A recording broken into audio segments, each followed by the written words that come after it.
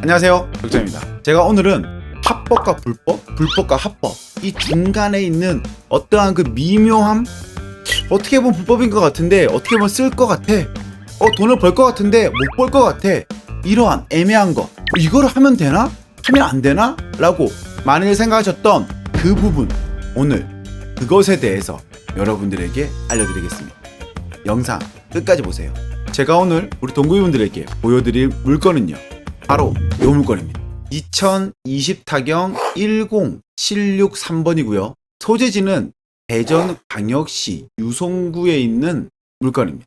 물건 종별은 근린주택이고요. 근린주택 같은 경우에는 제가 어떤 게 중요하다 그랬죠? 바로 토지죠, 토지. 일반 근린상가 같은 경우에는 토지 면적이 그렇게 중요하지 않아. 왜? 재건축 재개발 잘 안 하니까, 상가 같은 경우에는. 그런데 근린주택 같은 경우에는 이 토지 면적이 굉장히 중요하다. 왜? 땅값 상승되고 온전히 내 땅이니까 굉장히 중요하다라고 얘기 드리는 거예요. 자, 그리고 건물 면적은 149.254평. 매각 물건 토지 건물 일괄 경매고요. 이거는 강제 경매입니다. 감정가는 14억 836만 4천 원이고요. 한 번 유찰돼서 9억 8,585만 5천 원입니다. 그리고 입찰 보증금은 입찰 가격의 10%. 입찰 날은 2021년 7월 13일 D-Day. 7월 13일 날 입찰하도록 되어 있습니다. 간단한 권리 분석 먼저 해보겠습니다. 건물로 보면요, 1층이 근린생활시설이고 1층은 35평을 쓰고 있습니다. 그리고 2층 다가구, 3층 다가구 되어 있고요. 2층은 34.8평, 3층은 35.6평입니다. 사용 승인은 2014년 11월 17일이고요. 그런데 여기 보니까는 옥상에 주택이 있네요. 42평짜리. 매각 포함되어 있네? 이거 뭐지? 그리고 감정가는 1억 3,920만원, 73만원. 그래서 제시외 건물은 1억 3,993만 5천원으로 설정되어 있네요. 이게 뭔지는 모르겠지만 이게 있다라는 것은 알고 있으면 됩니다. 자, 우리 말소 기준 권리 찾아볼까요? 말소 기준 권리는 2014년 11월 26일 날 건물을 신축하자마자 준공이 떨어지자 말자 근저당을 바로 받았죠. 그렇기 때문에 여기 있는 임차인들은 대항력이 있을 수 없다. 왜? 건물이 짓기 전에 사람들이 들어서 사는 일은 없을 거잖아요. 그러니까 이거 같은 경우에는 근저당 이후에 전부 다 임차인이 들어왔을 것이다 라는 거예요. 자, 그러면 임차인들은 얼마 있느냐? 여기 보면은 임차인의 보증금 합계 금액이 4억 3,100만원, 월세는 100만원입니다. 자, 그리고 1층에 보니까 우리가 잘 알고 있는 뚜레쥬 빵집이 있었네요. 하지만 지금은 영업하지 않고 있다. 위치가 나쁘지 않았었나봐요. 그리고 2층은 201호, 202호에 전입을 하고 있다. 3층은 전체를 점유 중이다. 채무자의 가족이 있네요. 그쵸? 상가 건물 임대차 현황서는요, 1층의 전면부를 3천에 110만원에 이용하고 있다라는 거예요. 자, 정리해볼게요. 그러면 1층 상가 같은 경우에는 하나는 뚜빵집이 있었고 하나는 네일아트가 있었다 라고 해서 큰 평수 하나와 작은 평수 하나가 있다 라는 거, 첫 번째와, 2층은 지금 2개 호실을 쓰고 있다. 그리고 3층은 세입자가 한 사람이 온전히 35평가량을 쓰고 있다. 그리고 4층은 주인이 직접 거주하고 있다 라고 해서 지금 현재 건물은 1층, 2층, 3층, 4층 건물로 보여집니다. 이렇게 건물 현황이 끝났습니다. 자, 그러면 사진 한번 더 볼게요. 사진을 보면요, 요 물건이고요, 요 물건이고, 자, 이쁘게 생긴 것 같아요. 보니까 코너에 있고, 나갔네요. 그쵸? 임대 적혀 있네요. 빵집 옆에는 이런 식으로 상가. 건물을 봤을 때는 괜찮은 것 같습니다. 그렇게 막 막무가내로 지은 것 같지도 않고요. 그냥 사진으로 봤을 때에도 상인들이, 그리고 사람들이 제일 선호한다는 그 코너 자리에 위치한 것 같아요. 그러면 우리 한번 입지 분석해 보시죠. 일단은 우리는 지도를 딱 봤을 때 보아야 될 포인트가 있죠. 여기가 어떠한 상권인지, 어떤 사람이 이용할지에 대해서 그 포인트를 먼저 봐야 됩니다. 왜냐? 이 상가를 볼 때, 우리가 건물을 볼 때에는 이 상가를, 이 건물을 누가 이용해 줄 수 있을지에 대해서 고민해 봐야 되거든요. 그러면 지금 해당 위치를 딱 봤을 때 누가 이용할 것 같나요? 학생들? 그쵸? 충남대 앞에 있잖아요. 충남대 바로 옆에 있으니까 학생들이 이용할 수 있습니다. 그쵸? 그렇다면은 한번 볼게요. 저는 개인적으로 학생들이 이용할 곳은 아닌 것 같습니다. 왜냐? 쭉 당겨 보니까요. 여기 정문 같거든요, 여기가. 이곳이 정문 같은데, 일로 쭉 나오면, 여기 이렇게 학생들이 좋아하는 빵집도 있고, 커피도 있고, 그쵸? 이쪽으로 상가가 이렇게 조금 되어 있던가 하면은, 이렇게 와보니까, 이쪽 이렇게, 로드뷰 찍어볼게요. 스타벅스가 있다 하는 거는, 기본적 유동인구가 있다라는 거죠. 지하철역 같은 경우에도, 이렇게 이어졌기 때문에, 주 출입구는 이쪽이 될 확률이 높다. 그러면, 우리는 이쪽 상가를 이용하는 사람들을 알아야 됩니다. 어떤 사람들일까요? 제가 보니까 여기는 주거가 잘 돼 있어요. 어떻게 보면 여기는 가족 단위 상권으로 많이 이루어지지 않았을까 생각됩니다. 그래서 맘스터치, 국수나무, 투썸, 이삭, 파리바게트, 베스킨라빈스, 명륜, 현대오, 롯데리아. 상가들을 딱 봐도 대학생들이 좋아하는 것도 있지만 어떻게 보면 여기는 가족분들에게 맞춰진 상권이라고 느껴집니다. 그리고 이렇게 주위 쪽으로 보면은 배우 세대들이 충분히 있기 때문에 이 안에서 이렇게 소비를 할 수 있는 인원들이 가족들이 충분히 쓰는 상권이라는 것. 자, 어때요? 쉽죠? 이렇게 보시면 됩니다. 주변에 아파트가 많아? 학교가 많아? 주변에 어떤 사람들이 이 상권을 이용할지에 대해서 고민해 보는 것이죠. 자, 그렇다면은 우리가 로드뷰를 찍어서 가봅니다. 들어갔더니 여기는 지금 1층도 공실이 좀 있네요. 여기입니다. 보자, 여기. 위치가 좋은가요, 나쁜가요? 딱 봤을 때는 좋아 보이긴 해요. 나빠 보이지 않아 보이긴 해요. 하지만 A, B, C, D 중에 어떤 상권이 제일 좋을까요? 전 개인적으로 A가 굉장히 좋을 것이다. 그 다음 B, 그 다음에 D, C 순으로 갈 것 같다. 왜?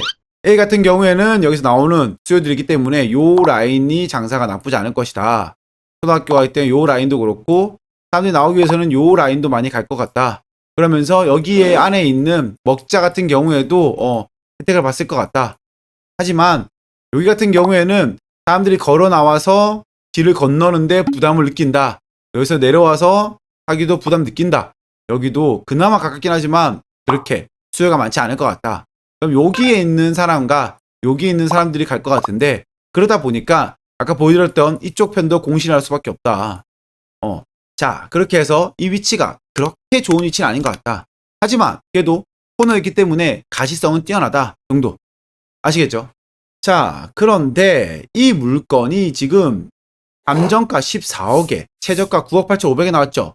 그럼 여기에 이제 시세 조사를 해봅니다.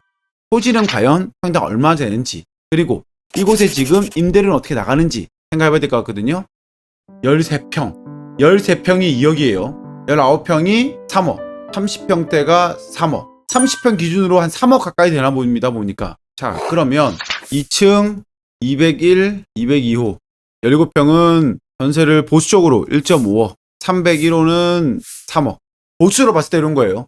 그러면 전세값이 얼마야? 6억이구나. 자, 예상 월세 가격은 보니까 평당 92,000원. 여기는 평당 92,000원. 56,000원. 55,000원. 그러면 여기도 보면은 저도 뭐 많이 안 할게요. 1층 이상 월세는 180만 원이고요. 자, 예상 매매가 볼게요. 우리 보면은 여기보다는 여기가 좋은 것 같고 여기보다는 여기가 좋은 것 같은데, 그죠?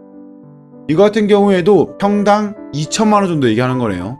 2천만 원, 평당 1,700만 원 나온 것 같아요. 그러면 예상 매매가 우리도 1,700만 원 잡는다.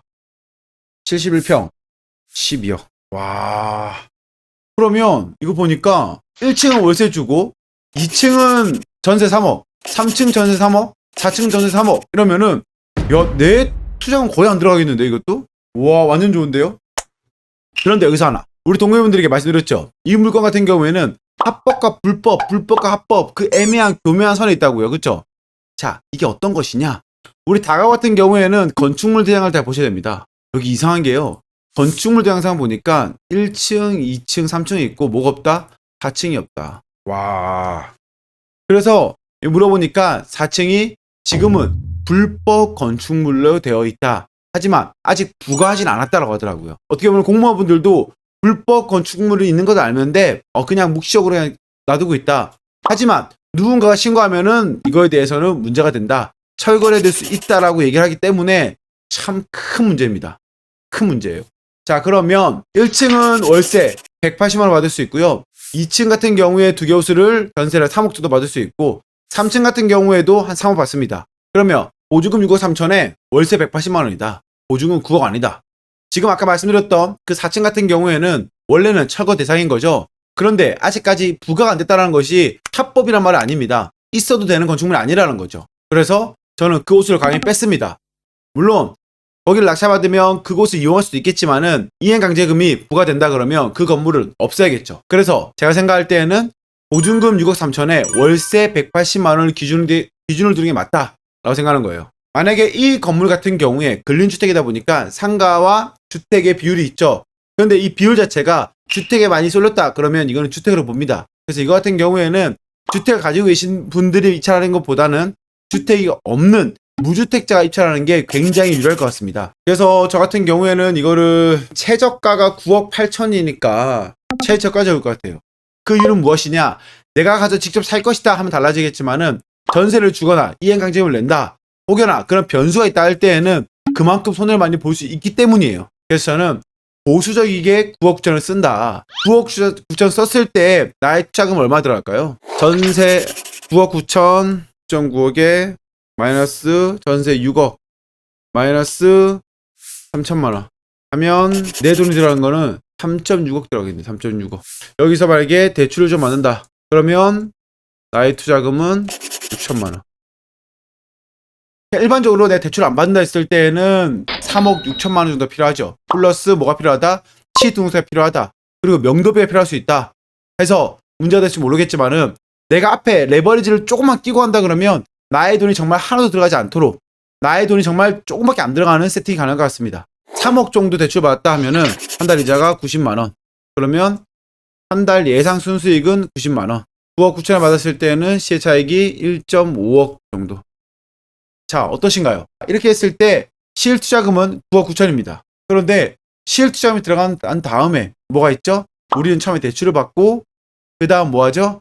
보증금을 받고 그 다음 뭐하죠? 월세 세팅을 한다. 그러면 나의 투자금은 6천만 원이다. 6천만 원 넣고 한 달에 90만 원 월세 받고 건물주는 보너스. 어떤가요, 여러분들? 이렇게 투자하는 방법이 있습니다. 이러한 방식과 같이 레버리지를 이용해서 돈을 버시는 분들이 너무나 많습니다. 왜 우리는 벌면 안 되나요? 이런 것들은 어떻게 보면은 투자의 센스와 기술이겠죠. 우리 동무 여러분들께서도 이러한 부분에 대해서 좀 더 고민해 주시면 좋겠습니다. 그리고 우리 동무분들도 모두 부자가 되는 그날까지 저도 한번 열심히 달려보겠습니다. 자, 오늘도 너무나 감사드리고요. 정말 도움이 됐다 그러면 구독과 좋아요, 알림 설정 잊지 마시고요. 다음 시간에 더 좋은 내용과 더 좋은 정보를 가지고 찾아뵙도록 하겠습니다. 네, 감사합니다.